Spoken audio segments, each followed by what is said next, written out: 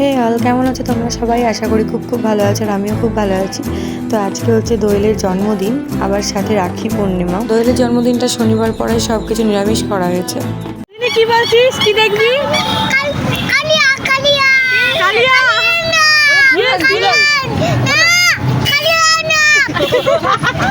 তারপর খাওয়া দাওয়া করে ঘুমিয়ে বেরিয়েছিলাম একটু বাজারে। ওদিকে চিনি বলছে কালিয়া দেখবে। কালিয়া বলতে দেবালয়ে ঝুলন যাত্রা হয়েছে, তো সেখানেই দেখার জন্য ও বারবার ওটাই বলছিল। তো তারপরে গেছিলাম আমরা দোয়েলের জন্য একটা কেক নিতে। কেক নিয়ে চলে গেছিলাম দেবালয়ে। আর এই দেখো কি সুন্দর ঝুলন সাজিয়েছে এবছরও। তারপর ঝুলন দেখে চলে আসি বাড়ি।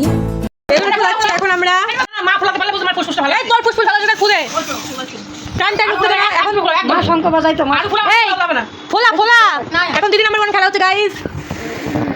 দোয়েল, আজ আমাদের দুলুর জন্মদিন। পুরো 500 টাকার কেক কিন। আর এই যে আমাদের ভবিষ্যতের অ্যাক্ট্রেস। তো যাই হোক, তারপরে কেক কাটিং হলো। আদিত্য দাদাও আসলো, আদিত্য দাদাকে রাখি পরিয়ে দিল। তো চলো, টাটা।